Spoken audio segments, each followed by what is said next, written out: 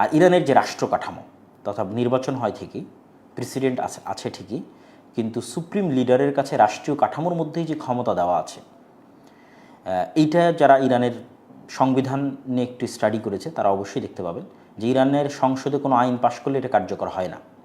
এই আইনটা অনুমোদনের জন্য গার্ডিয়ান কাউন্সিলের সম্মতি প্রয়োজন হয়। আবার নির্বাচনে কি প্রার্থী হতে পারবে, রাষ্ট্রপতি প্রেসিডেন্টে কি দাঁড়াতে পারবে, এইটারও ফাইনাল ডিসিশন তথা সে যোগ্য কিনা প্রার্থী নির্বাচন, এটাও ফাইনাল ডিসিশন গার্ডিয়ান কাউন্সিল দেয়।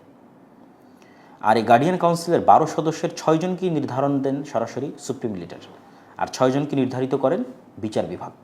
এবং কখনও যদি গার্ডিয়ান কাউন্সিল এবং সংসদের মধ্যে মতভেদ দেখা দেয়, তাহলে মাসলিহাত কাউন্সিল নামে আরেকটা আছে, যেখানে দেশের প্রেসিডেন্ট, প্রধান বিচারপতি, সামরিক শীর্ষ নেতা সবাই থাকে, তারা মিলে এটা সমাধান করার চেষ্টা করে।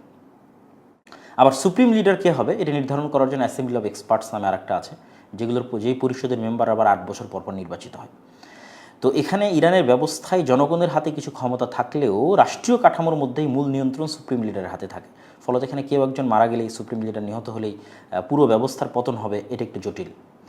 এবং ইরানের যে ভৌগোলিক অবস্থান, যে হরমুজ প্রণালীর পাশে, যে তার হরমুজ প্রণালীর উপর দিয়ে যে তাকে সকল দেশকে অতিক্রম করতে হচ্ছে, যেটা তার দেশের সাথে লাগানো।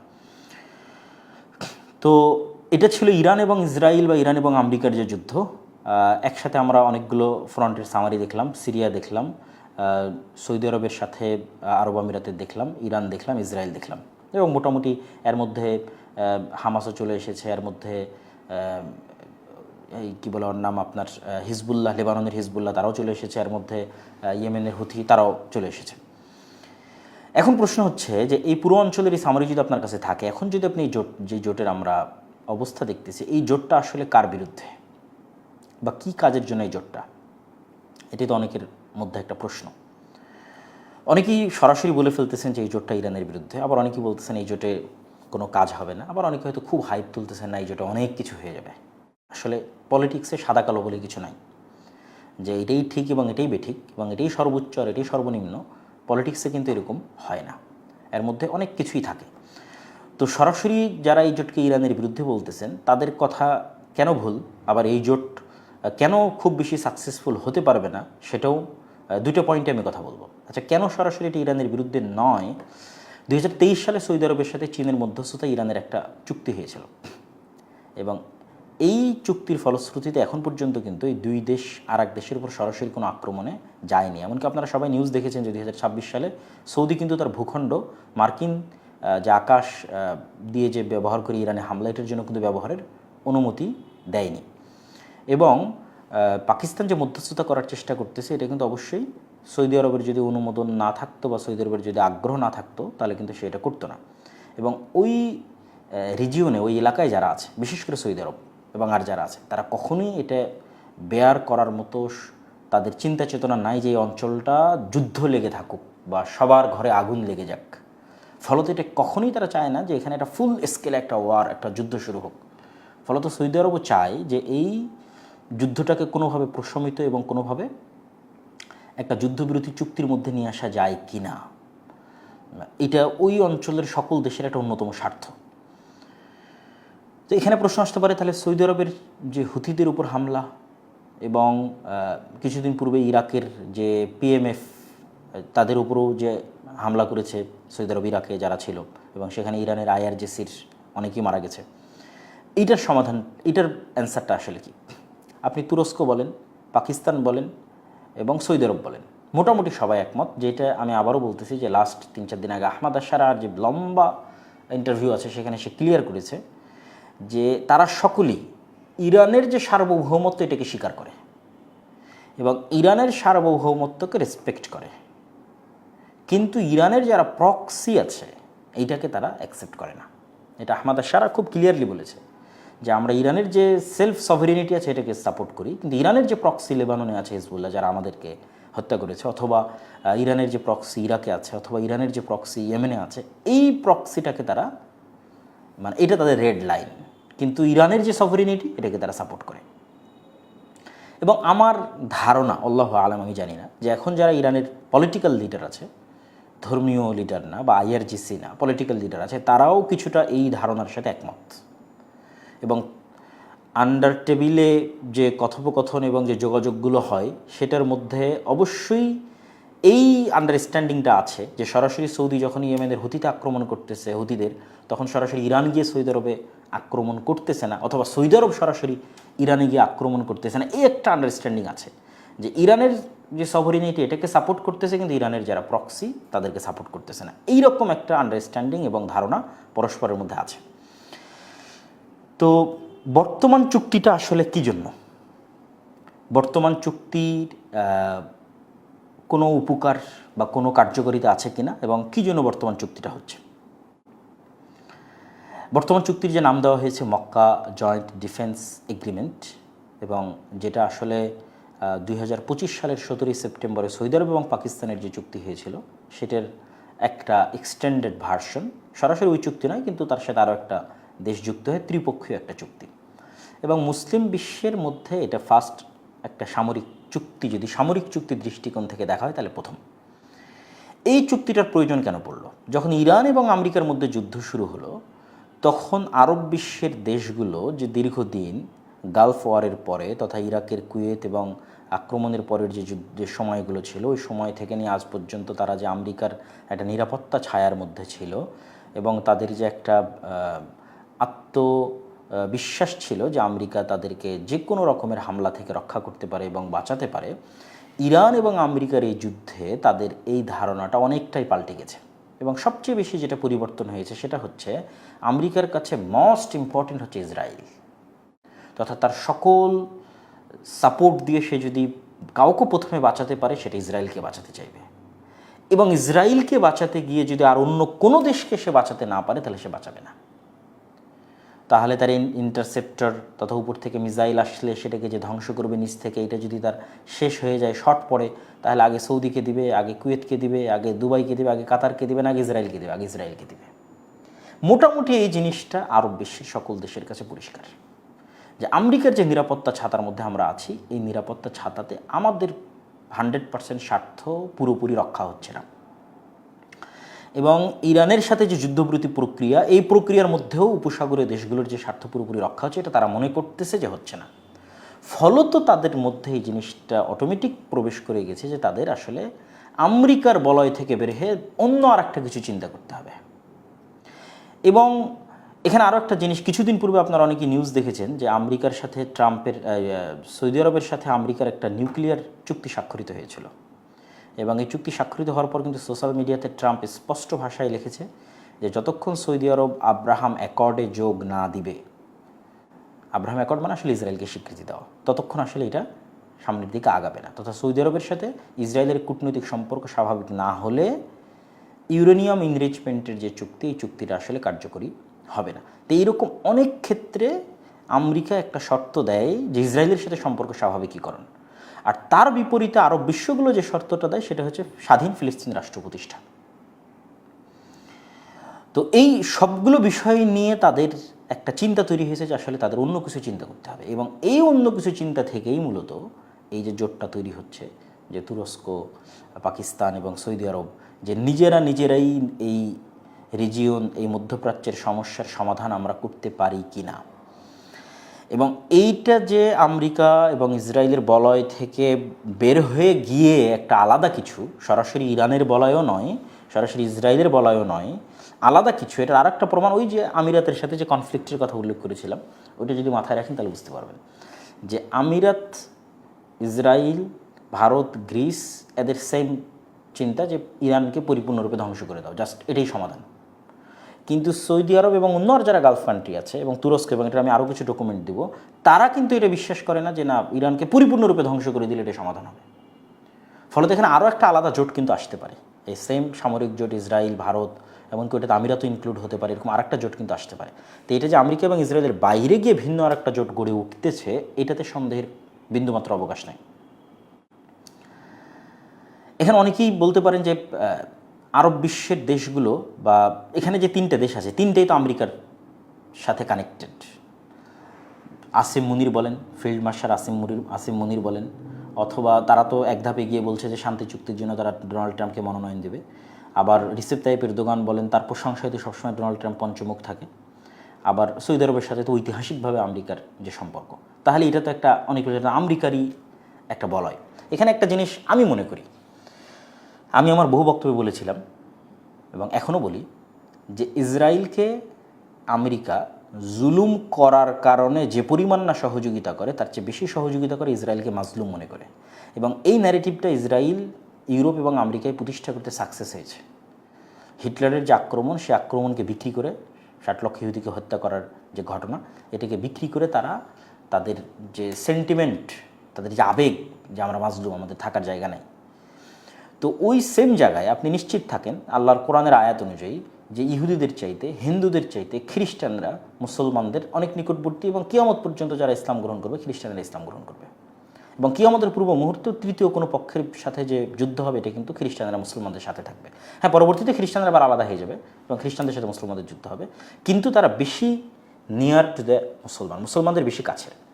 তো যদি ইসরায়েল পুরো আমেরিকায় তার অর্থনীতিকে ইউজ করে, তার মিডিয়াকে ইউজ করে আমেরিকাকে যদি কন্ট্রোলে রাখার চেষ্টা করতে পারে, আরব বিশ্ব যদি সেই চেষ্টা করে, এটাতে খুব একটা ক্ষতির না।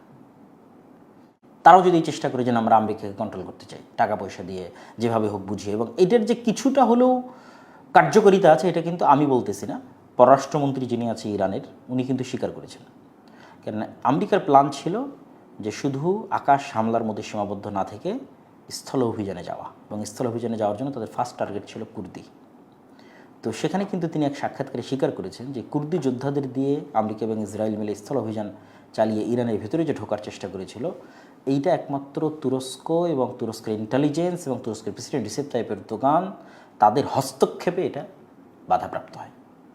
তাহলে তারা ইরানের সভরেনিটিকে স্বীকার যদি না করে, তাহলে এটা ট্রাম্পকে বুঝিয়ে এই স্থল অভিযান কুর্দিদের ইউজ করে না করতে, এটা ইরানের পররাষ্ট্রমন্ত্রীর সাক্ষাৎকার অনুযায়ী যে এটাতে তুরস্ক এবং তুরস্কের প্রেসিডেন্ট রিসেপ তাইয়িপ এরদোগানের অবদান আছে, যে ট্রাম্পকে সেটা বুঝাতে পেরেছে। তাহলে আপনি যদি কোনো একটা কিছু বুঝিয়ে আদায় করতে পারেন, যেটা দেখা যাচ্ছে ইসরায়েলও কী করতেছে, সে কোনো না কোনোভাবে ব্ল্যাকমেইল, বুঝানো এবং বিভিন্নভাবে তার মিডিয়া, তার অর্থ সব কিছু ইউজ করতেছে, আমেরিকা পুরোটাই তাদের কন্ট্রোলে। তো এখান থেকে এই বিষয়টা আমাদের মাথায় নিতে হবে। এখন আমরা আসি যে এই জোটটা আসলে কতটা কার্যকর হবে। ইসরায়েলের যিনি সাবেক প্রধানমন্ত্রী নাফতালি বেনেট, তিনি এই চুক্তির অনেক আগেই একটা সাক্ষাৎকারে তিনি বলছেন, Turkey is trying to flip Saudi Arabia against us, এবং আরেক বাক্যে উনি বলছেন যে Sunni axis with nuclear Pakistan, যে তুর্কি একটা সুন্নি অক্ষ তৈরি করার চেষ্টা করতেছে সৌদি আরবকে সাথে করে এবং নিউক্লিয়ার পাওয়ার পাকিস্তানকে সাথে করে আমাদের বিরুদ্ধে, তথা ইসরায়েলের বিরুদ্ধে। এটা ইসরায়েলের সাবেক প্রধানমন্ত্রী নাফতালি বেনেটের একটা স্পষ্ট সাক্ষাৎকার, ভিডিও বার্তা আপনারা সার্চ দিলে পাবেন।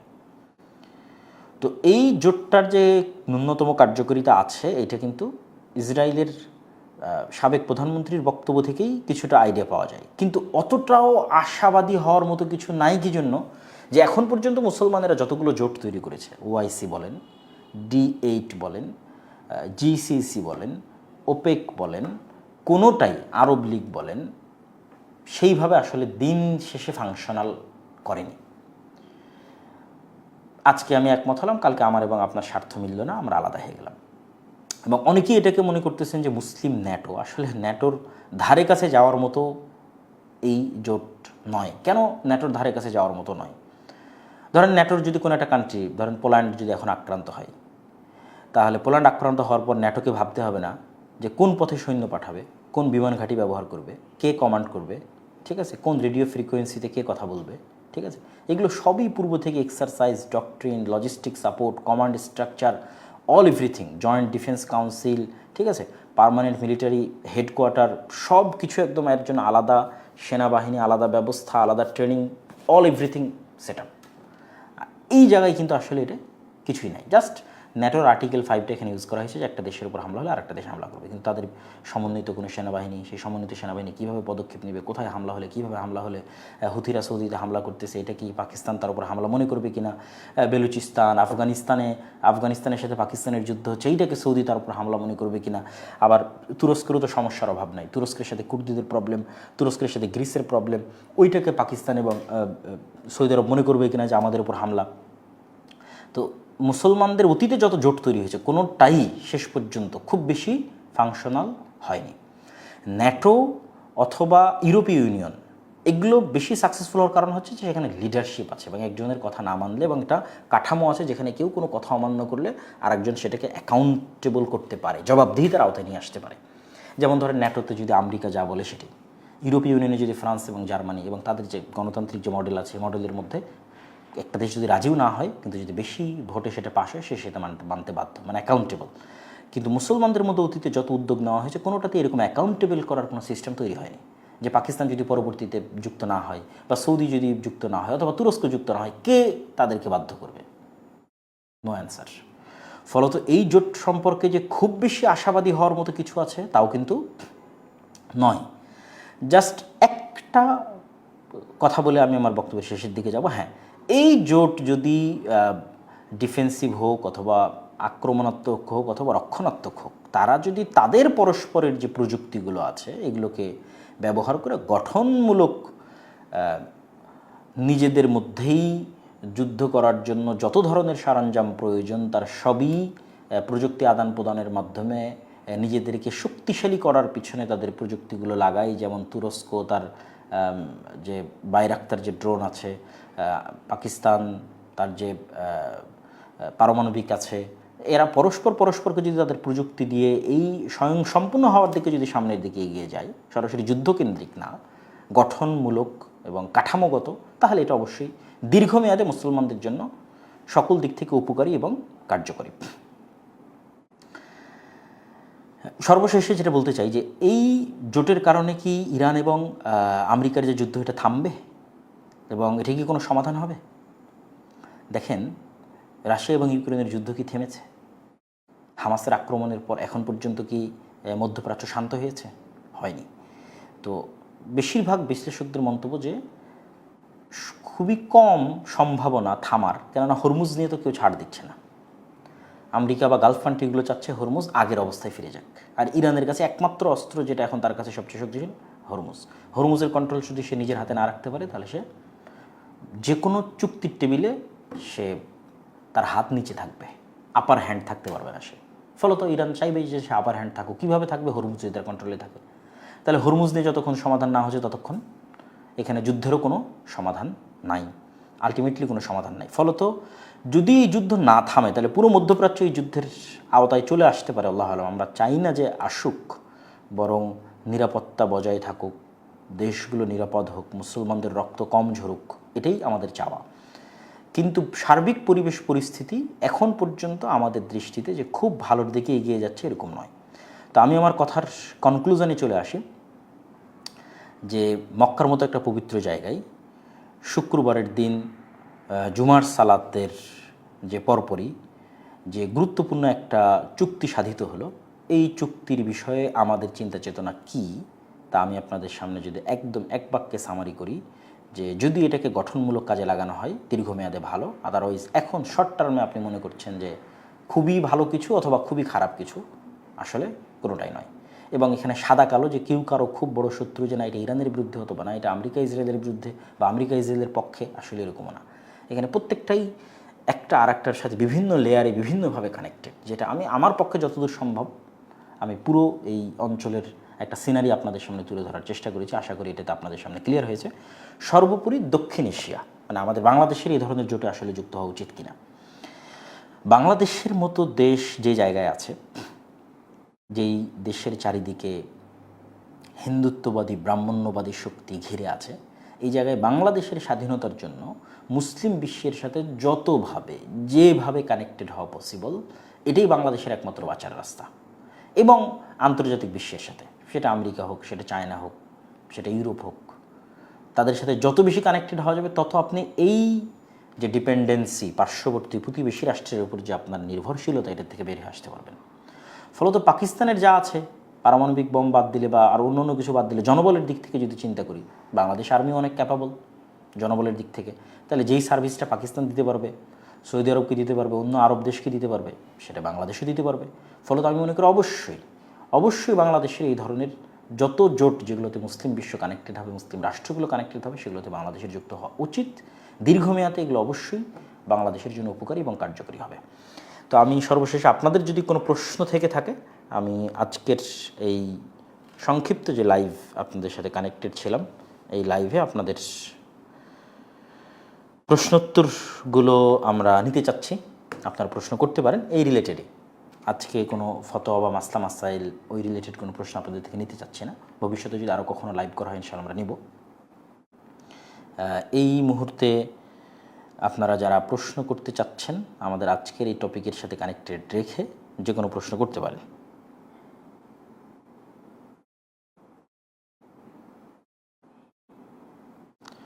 শাম অঞ্চলের জন্য যে দোয়া, সেটা সৌদি আরবের প্রতি কোনো দোষারোপ কিনা, এটা একজন প্রশ্ন করেছেন। দোষারোপ এই জন্য নয়, যে ওই শেষ জামানার যে হাদিসগুলো, সেই হাদিসগুলোতে দেখবেন যে শামে মুসলমানদের পক্ষে লড়াই করার জন্য ওই যুগের সর্বশ্রেষ্ঠ অশ্বারোহী বের হয়ে আসবে মদিনা থেকে। তাহলে মদিনা ইন দ্যাট টাইম তথা লাস্ট পিরিয়ড তখন মদিনা মুসলমানদের সাথে কানেক্টেড এবং মুসলমানদের যে জীবন মরণ যুদ্ধ, সেই যুদ্ধের সাথে কানেক্টেড রাসূল সাল্লাল্লাহু আলাইহি ওয়াসাল্লামের হাদিসের ভাষা অনুযায়ী। তো ফলত মক্কা এবং মদিনায় ইসলাম থাকবে এবং সিরিয়া এবং শামে ইসলাম থাকবে, এতে সন্দেহের বিন্দুমাত্র অবকাশ নেই। আর একভাবে বলতে পারেন মুহাম্মদ সাল্লাল্লাহু আলাইহি ওয়াসাল্লামের দারুল হিজরা এবং ইব্রাহিম আলাইহিস সালামের দারুল হিজরা।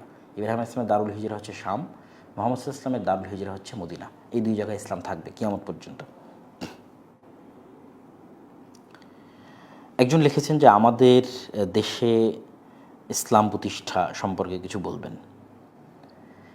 আমার এই টপিকের উপর অনেক লম্বা বক্তব্য আছে এবং আজকে যে টপিকের উপর আলোচনা করছি এরকম টপিকের উপর মাসিক আল ইতিসামে নিয়মিত সম্পাদকীয় থাকে। মাসিক আল ইতিসামে সমসাময়িক সকল ইস্যুর উপর প্রতি মাসেই সম্পাদকীয় আছে। যেমন এই মাসের সম্পাদকীয় আছে আপনার পার্বত্য চট্টগ্রাম, বঙ্গোপসাগর এবং আমেরিকা এবং চীনের সাথে যে করিডোরের চুক্তি এবং আমেরিকার সাথে যে বাণিজ্য চুক্তি, সেটা নিয়ে আলোচনা আছে।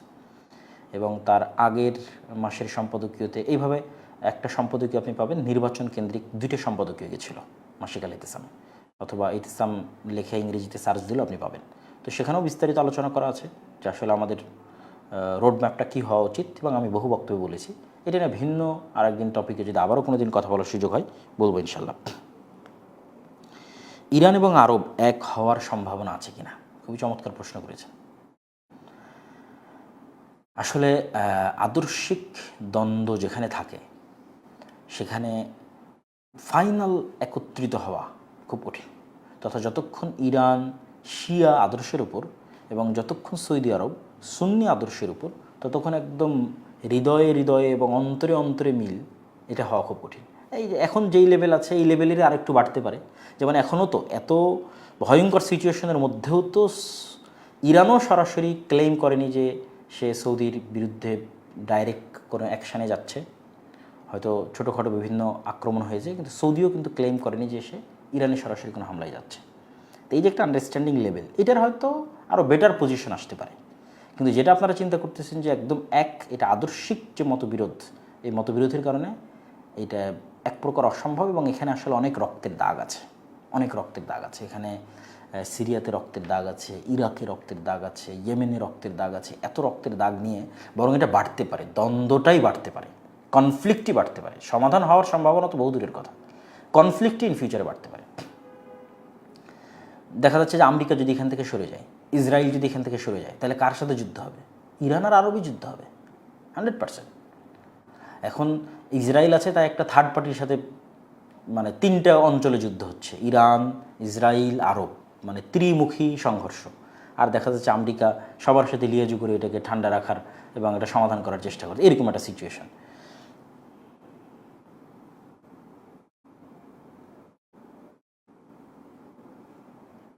একজন জিজ্ঞেস করেছেন বাংলাদেশে কোন যোগ্যতায় নেবে না, বাংলাদেশের কোনো শক্তি আছে না বাংলাদেশের কোনো প্রতিরক্ষা আছে। বাংলাদেশের যেটা সবচেয়ে বড় যোগ্যতা সেটা হচ্ছে বাংলাদেশের জনবল, যেটা আর অনেকেরই নাই। রাশিয়াতে বাংলাদেশ থেকে মানুষকে যুদ্ধ করতেছে কেন? রাশিয়ার কি দরকার? বাংলাদেশের কি আছে? রাশিয়ার জনবল নাই, বাংলাদেশের জনবল আছে। বাংলাদেশের মানুষকে ট্রেনিং দিলে যুদ্ধ করতে পারবে, ড্রোন উড়াইতে পারবে, মারতে পারবে, গুলি করতে পারবে।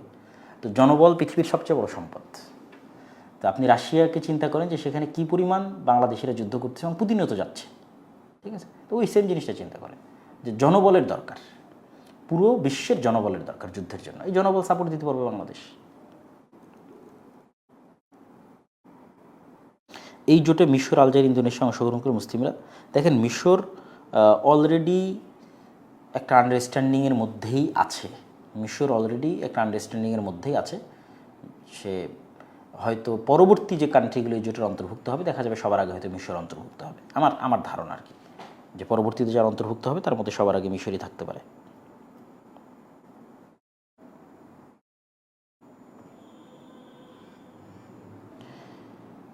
এই দেশের মানুষ কেন এত সৌদি বিদ্বেষী, এটা লিখেছেন একজন। আসলে আমাদের দেশের মানুষ প্রথমত একটু আবেগপ্রবণ এবং দিনকে ভালোবাসে। তো তারা চায় যে যেহেতু তাদের চিন্তা চেতনায় তারা সবাইকে মুসলমান মনে করে, মানে বাংলাদেশের মানুষের পয়েন্ট অফ ভিউটা বলতেছে, যেহেতু তারা সবাইকে মুসলমান মনে করে এবং যেখানে যে কোনো প্রান্তে কোনো মুসলমান দেশকে কষ্ট দেখতে পায়, তখন তারা মনে করে যে সব মুসলমান দেশ কেন সেটার সাপোর্টে গিয়ে দাঁড়াচ্ছে না।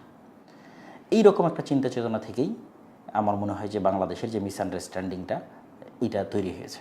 তো এটার এই মিসআন্ডারস্ট্যান্ডিংটা দূর করার যেটা উপায়, সেটা হচ্ছে আমাদের যেখানে নিউজ সোর্সগুলো আসে, এই নিউজ সোর্সগুলো রাইট সোর্সে আসে না। যেমন আপনি যদি আরব বিশ্বে থাকেন তাহলে আপনি সেখানকার পলিটিক্স, তাদের চিন্তা চেতনা, তাদের কথাবার্তা গোত্রভিত্তিক। এখনও কিন্তু আরবের রাজনীতি গোত্রভিত্তিক। এবং ইয়েমেনেও যে যুদ্ধগুলো চলছে হুথি বা সৌদি সমর্থিত বা এগুলো কিন্তু গোত্রভিত্তিক, যে কোন গোত্র কার সাথে আছে, এই মানে ইন্টারনাল পলিটিক্স কিন্তু আজও গোত্রভিত্তিক পুরো আরব বিশ্বে। তো ওই ইন্টারনাল পলিটিক্সের মধ্যে যতক্ষণ আপনি না ঢুকবেন ততক্ষণ আপনার কাছে পুরো সিনারিটা ক্লিয়ার হবে না। তো এই ইন্টারনাল পলিটিক্সের মধ্যে যেহেতু আমরা ঢুকি না এবং আমরা যেহেতু দূর থেকে একটা, এবং মিডিয়া যেভাবে দেখায় সেটাই আমরা চিন্তা করি, এবং যেহেতু আমরা একটু আবেগপ্রবণ এবং দিনকে ভালোবাসি, ফলত ওই আবেগ এবং দিনকে রং চড়িয়ে লাগিয়ে যদি অনেক কিছু বোঝানো হয় এবং করা হয় তাহলে সেটাই মানুষের কাছে। তবে আমাদের এটা মনে রাখতে হবে যে এখানে কেউই দুধে ধোয়া তুলসী পাতা নয়, যে আমরা কারোরও বিষয়ে খুব বেশি বাড়াবাড়ি প্রশংসা করব। ইরানের জন্য খুব বেশি বাড়াবাড়ি প্রশংসা করব, তুরস্কের জন্য করব, আর অন্য কোনো দেশের জন্য করব, এটা কখনোই একজন আলেমের শানে অথবা এটা কখনোই একজন বুদ্ধিমান মানুষের শানে পসিবল নয়। কী জন্য? খোলাফায়ে রাশিদিনের পর থেকে না আজ পর্যন্ত কেউই শতভাগ সৎ, ওমর ইবনে আবদুল আজিজ বাদে, শতভাগ সৎ শাসক এসেছে, কোনো জুলুম করেনি, কোনো অন্যায় করেনি, এটা না। কিন্তু শাসকের জন্য দোয়া করতে হবে যে আল্লাহ আমাদের শাসকদেরকে যেন যেটা আল্লাহর দিনের জন্য কল্যাণকর, মুসলমানদের জন্য কল্যাণকর, সেটা যেন করার তৌফিক দেয়। এবং রাষ্ট্রের গুরুত্বটা বুঝতে হবে, রাষ্ট্র থাকার গুরুত্বটা কী। আপনি লিবিয়াতে যান, জীবনের নিরাপত্তা কী, আর মোহাম্মদ গাদ্দাফি যখন ছিল তখন জীবনের নিরাপত্তা কী। জাস্ট একটা কান্ট্রি ভিজিট করেন, লিবিয়া, তাহলে আপনি বুঝবেন যে রাষ্ট্রের গুরুত্বটা কোথায়। এবং আহমাদ আশ-শারা'র যে পলিসি, যিনি এখন বর্তমান সিরিয়ার যিনি প্রেসিডেন্ট, তার পলিসি আমার কাছে ব্যক্তিগতভাবে খুবই পছন্দনীয়। যে সে একটা ভিন্ন ব্যাকগ্রাউন্ড থেকে এসেও যেভাবে সবার সাথে লিয়াজু করে, সবার সাথে আন্ডারস্ট্যান্ডিং করে পুরো সিরিয়াকে একত্রিত করার চেষ্টা করছে। সে আমার বিরোধী পার্টি হোক, আমার বিরুদ্ধে যুদ্ধ করুক, আমার বিরুদ্ধে কিছু করে থাকুক, তারপর আসো, টেবিলে আসো, কথা বলো, আমরা পুরো সিরিয়া একত্রিত হই। এই যে পুরো সিরিয়াকে একত্রিত করার যে তার চিন্তা, এই যে হিকমা, এই যে লিডারশিপ, শত্রুতায় না যাওয়া এবং রাষ্ট্রকে দাঁড়াতে দেওয়া, এইটা আমার কাছে অনেক দূরদর্শী চিন্তা মনে হয়েছে। তো আমি আমাদের বাংলাদেশের যারা ইসলাম প্রতিষ্ঠা করার চিন্তা করে তাদেরকে বলবো যে আপনারা অবশ্যই সিরিয়ার আহমাদ আশ-শারা তার লাইফ স্টাইল এবং তার যে হিস্ট্রি, তার উঠে আসা এবং তার চিন্তা চেতনা এবং কীভাবে সে পুরো সিরিয়াকে একত্রিত করতেছে, যেটা দেখা যাচ্ছে আমরা বাংলাদেশেও কিন্তু করতে পারিনি। বাংলাদেশের মধ্যে কিন্তু এখনও বিভেদ, রাজনীতির নামে যে বিভেদ, সেটা কিন্তু আছে।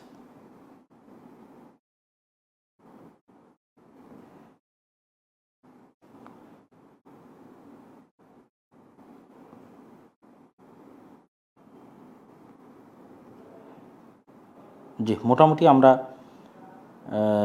আপনাদের সকলের মোটামুটি প্রশ্নগুলো এখন আগের প্রশ্নগুলোরই রিপিট। তো আমরা আমাদের আজকের লাইভটা এখানেই শেষ করছি।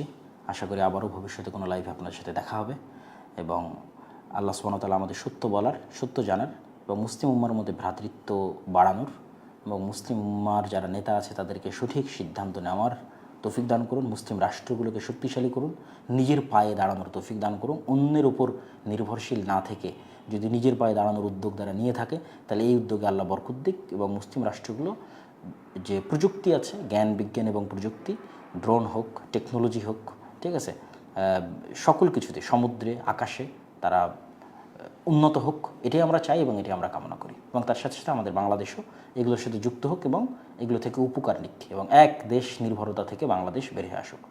আল্লাহুম্মা আমিন। আসসালামু আলাইকুম ওয়া রাহমাতুল্লাহি ওয়া বারাকাতুহু। আসসালামু আলাইকুম ওয়া রাহমাতুল্লাহি ওয়া বারাকাতুহু। আলহামদুলিল্লাহি ওয়াহদাহু ওয়াসসালাতু ওয়াসসালামু আলা মান লা নাবিয়্যা বা'দাহ। প্রিয় দর্শক মণ্ডলী, প্রিয় দেশবাসী, যারা আমাদের আজকের এই গুরুত্বপূর্ণ লাইভটি দেখছেন, তারা সকলে অবগত আছেন যে গতকাল পৃথিবীর ইতিহাসে বা মুসলিম বিশ্বের ইতিহাসে কোনো অন্যতম গুরুত্বপূর্ণ একটি ঘটনা সংঘটিত হয়েছে এবং যেটি ইতিমধ্যেই আন্তর্জাতিক বিশ্বে ভালোই আলোচিত এবং আমাদের দেশেও আলোচিত।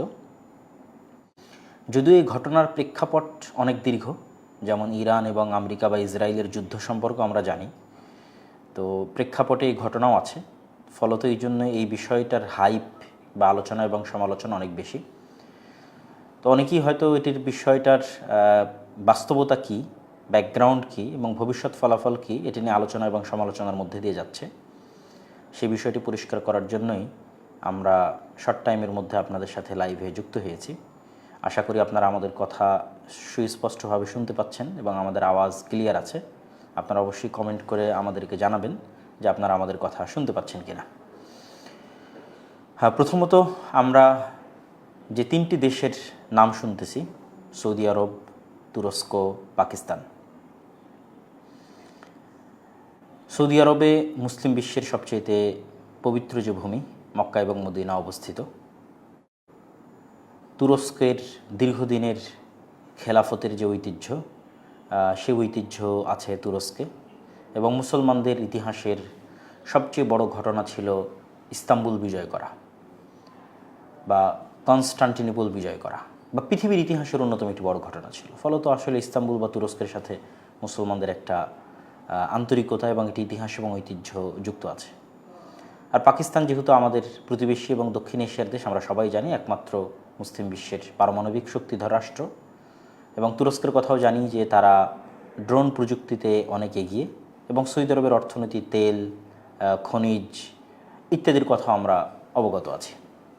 তো এই তিনটি দেশের যে চুক্তি, যেটি ন্যাটোর আর্টিকেল 5, যে কোনো একটির উপর হামলা আর বাকিগুলোর উপর হামলা হিসেবে গণ্য হবে। তো এই চুক্তির প্রেক্ষাপট এবং ভবিষ্যৎ যদি আমরা পর্যালোচনা করি, তাহলে সবার আগে আমাদের আলোচনা করতে হবে যে এই যে রিজিয়ন বা মধ্যপ্রাচ্য, মিডল ইস্ট, এখানে আসলে কি চলতেছে। এখানে যা যা ঘটতেছে তা সম্পর্কে যদি আপনার ন্যূনতম ধারণা না থাকে, তাহলে আপনি এই ঘটনাকে শুধু একটি আলাদা ঘটনা হিসেবে দেখবেন, আর মোটামুটি সবগুলো ঘটনা আপনার জানা থাকলে আপনি বিগার পিকচার, বড় যে দৃশ্যটা, সেটি দেখতে পাবেন। তো এই রেজিমে বা এই রিজিয়নে বা এই অঞ্চলে যা চলতেছে বা গোটা বিশ্বে যা চলতেছে, আমরা সকলে অবগত আছি যে করোনা ভাইরাসের পরেই মূলত বিশ্বে বড় বড় পরিবর্তনগুলো সংঘটিত হয়েছে। এই যুগের যেগুলো বড় বড় পরিবর্তন, যেমন আমরা যদি বলি আফগানিস্তানের তালেবানদের কাবুল বিজয়, যে 15ই আগস্ট 2021, যদি রাশিয়া এবং ইউক্রেনের যুদ্ধের কথা বলি 2022 সালে, তারপরে হামাসের ইসরায়েলি আক্রমণের কথা বলি 7ই অক্টোবর 2023 সালে, তারপরে বাশার আল আসাদের গভর্নমেন্টের যে পতন, যেটা 8ই ডিসেম্বর 2024, এই যে বড় বড় ঘটনাগুলো, এবং সর্বশেষে যুক্ত হয়েছে ইরান এবং ইসরায়েল বা ইরান এবং আমেরিকা যুদ্ধ। তো এটি কিন্তু একটা আরেকটার সাথে খুবই কানেক্টেড। তো আমরা প্রতিটা দৃশ্য একটু হালকা হালকা করে আপনাদের সামনে তুলে ধরবো। প্রথমত আসি সিরিয়া আলোচনা যদি আমরা না করি, তাহলে আজকের আলোচনা অসম্পূর্ণ থাকবে। কারণ আমরা অনেকেই মনে করতাম বা অনেকেই হয়তো জানতেন আপনারা যে সৌদি আরব এবং তুরস্কের মধ্যে একটা দূরত্ব আছে, কিন্তু সিরিয়ার হিস্ট্রি যখন পড়বেন, বর্তমান যিনি আবু মোহাম্মদ আল জুলানি, যাকে আমরা আবু মোহাম্মদ আল জুলানি নামে জানতাম, যিনি এখন আহমাদ শারা রাষ্ট্রপ্রধান সিরিয়ার, তার যে গত 2-3 দিন আগে, 3-4 দিন আগে যে 2 পর্বের একটা ইন্টারভিউ আল জাজিরাতে প্রচারিত হয়েছে, ওটি যদি কারো পক্ষে শোনা সম্ভব হয় অবশ্যই শুনবেন, ভালো লাগবে এবং অনেক কিছু বুঝতে পারবেন এবং অনেক কিছু সম্পর্কে আইডিয়া পাবেন। তো এই পুরো রিজিয়নে ফার্স্টে আমরা সিরিয়াকে ধরতেছি। তো সিরিয়ার সাথে কিন্তু ইরান এবং ইরানের যে প্রক্সিগুলো আছে, তাদের একটা শত্রুতা ছিল, এটা বাস্তব সত্য। এবং বাশার আল আসাদের যে জুলুম সিরিয়ার মানুষের উপর, এটা পৃথিবীর ইতিহাসের অন্যতম ভয়াবহতম জুলুমগুলোর একটি, যার ন্যূনতম যদি পরিসংখ্যান করা হয় 2 লক্ষের বেশি মানুষকে বাশার আল আসাদ হত্যা করেছে। এবং সিরিয়ার মানুষরা যে উমাইয়া খেলাফতের ধারক এবং বাহক, অনেকেই উমাইয়া খেলাফতকে সহ্য করেন না, কিন্তু এটা আপনাকে স্বীকার করতে হবে যে এখন পর্যন্ত মুসলিম বিশ্বের যে সীমানা, এই সীমানা মূলত উমাইয়া খেলাফত আমলেই প্রতিষ্ঠিত হয়েছে। তারপরে অল্প কিছু মুসলমানেরা বাড়াতে পেরেছে, বেশি বাড়াতে পারেনি। যতদূর পর্যন্ত আজ মুসলমানেরা আছে তার 90%, তার 80% উমাইয়াদের সময় প্রসারিত হওয়া, তার পরবর্তীতে তার প্রসারিত হয়নি। ফলত ইসলামের প্রচার এবং প্রসারে তাদের একটা ব্যাপক অবদান আছে, আর তাদেরই হেডকোয়ার্টার ছিল দামেস্ক। ফলত উমাইয়া খেলাফতের একটা ঐতিহ্য এবং ইতিহাস সিরিয়াতে আছে। সিরিয়ার আর একটা গুরুত্বপূর্ণ বিষয় হচ্ছে রাসূল সাল্লাল্লাহু আলাইহি ওয়াসাল্লামের দোয়া যে আল্লাহুম্মা বারিক লানা ফি শামিনা, এবং তার হাদিস যে কিয়ামতের পূর্ব মুহূর্তে হকপন্থী দল যদি কোথাও থাকে সেটা সিরিয়াতে থাকবে, এবং কিয়ামতের পূর্ব মুহূর্তে মুসলমানদের যদি কোথাও হেডকোয়ার্টার হয় সেটা দামেস্কে হবে। এবং আরও একটি বিষয় ভৌগোলিকভাবে গুরুত্বপূর্ণ, সেটা হচ্ছে আমরা সবাই মসজিদ আকসাকে ভালোবাসি, ফিলিস্তিনকে ভালোবাসি, জেরুজালেমকে ভালোবাসি। এই মসজিদ আকসা, জেরুজালেম, এই ফিলিস্তিন আপনি ভৌগোলিকভাবে যদি চিন্তা করেন, এখনও যদি ম্যাপে ঢুকে যে আপনি স্বাধীন করতে চান, সুলতান সালাহুদ্দিন আইয়ুবী কীভাবে স্বাধীন করেছিলেন? সিরিয়া এবং মিশরকে এক ছাতার অধীনে আনার মাধ্যমে উনি স্বাধীন করতে পেরেছিলেন। এবং আজও ভৌগোলিকভাবে তখনই ফিলিস্তিনকে আজাদ বা স্বাধীন করা সম্ভব যদি সিরিয়া আপনার হাতে থাকে, মিশর আপনার হাতে থাকে। তাহলে বুঝতেছেন যে সিরিয়ার গুরুত্বটা আসলে কোথায়। তো এই সিরিয়াতে কিন্তু এটা কিন্তু আপনাদের সকলের অবগতিতে আছে যে আজকের যারা যে সমস্ত মুজাহিদেরা যুদ্ধ করে সিরিয়াকে বিজয় করেছে, তাদের যে যুদ্ধ এটা শুধু বাশার আল আসাদের সাথে ছিল না, বরং ইরানের যে বর্তমান রেজিম, তাদের যে প্রক্সি, তাদের বিরুদ্ধেও কিন্তু ছিল। এই জন্য আমি বলতেছি, আপনি আহমাদ আশ-শারা'র যে ইন্টারভিউটা আছে সেটা দেখতে পারেন, অথবা কিছুদিন আগে আমাদেরও একজন ট্রাভেলার সিরিয়া ভিজিট করতেছে, আমি নামটা ভুলে গেছি, তারও কিছু ভিডিওগুলো দেখতে পারেন যে কী পরিমাণ জুলুম এবং নির্যাতন ওই সময়টাতে হয়েছে। আমরা যে আয়নাঘরের কথা বাংলাদেশে জানি, এর চেয়ে ভয়ঙ্কর বড় আয়নাঘর সিদনায়া, যেটা সিরিয়াতে ভয়ঙ্কর লোমহর্ষক। অন্তত জাস্ট সিরিয়ার যেটা আয়নাঘর সেটা আপনি স্টাডি করতে পারেন। তো এই যে সিরিয়ার যে আজাদি, সিরিয়ার যে স্বাধীনতা, এটার পিছনে ভূমিকা কার বেশি? তুরস্ক এবং সৌদি আরব। ওখান থেকেই মূলত তুরস্ক এবং সৌদি আরবের যে আজকের যে জোট এবং আন্ডারস্ট্যান্ডিং, এটার ব্যাকগ্রাউন্ডে কিন্তু সিরিয়ার ঘটনাগুলো আছে। সিরিয়াকে দাঁড় করানোর পিছনে, সিরিয়ার উপর থেকে স্যাংশন হটানোর পিছনে, সিরিয়াকে সামনের দিকে এগিয়ে নিয়ে যাওয়ার পিছনে, সিরিয়াকে স্থিতিশীল করার পিছনে, এবং এমনকি সিরিয়াকে স্বাধীন করার পিছনে এই দুটো রাষ্ট্রের ব্যাপক অবদান আছে। তা আমাদের এই পুরো রেজিমে, এই পুরো রিজিয়ন, এই পুরো এরিয়া, মিডল ইস্ট সম্পর্কে যদি আমরা জানতে চাই, তাহলে আমাদের একটা পার্ট হচ্ছে সিরিয়া। সিরিয়া সম্পর্কে আমাদের জানতে হবে। 2 নম্বর হচ্ছে, আরব বিশ্বের মধ্যে অসংখ্য জোট আগেও হয়েছে, খুব একটা কার্যকরী জোট অনেক সময় বাস্তবায়ন করা সম্ভব হয়নি, কেননা বিভিন্ন দেশের স্বার্থ ভিন্ন। যেমন এখনকার কথা যদি বলি, যেমন নিকট অতীতে সৌদি আরবের সাথে কাতারের একটা আন্ডারস্ট্যান্ডিং গ্যাপ ছিল, এমনকি সম্পর্ক বিচ্ছিন্ন পর্যন্ত হয়ে গেছিলো। এখন সৌদি আরব এবং আরব আমিরাতের মধ্যেও কাছাকাছি এরকম একটা সিচুয়েশন চলতেছে। এটা আপনাকে মাথায় রাখতে হবে, এই জন্য বলতেছি। এটা আপনি দেখবেন কোথায়, যে সৌদি আরব এবং আরব আমিরাতের এই দ্বন্দ্বটা কোথায় ফুটে উঠবে। গত ডিসেম্বর সৌদি আরব ইয়েমেনের মোকাল্লা বন্দরে আমিরাত থেকে পাঠানো একটি অস্ত্রবাহী চালান বোমা হামলা দিয়ে ধ্বংস করে।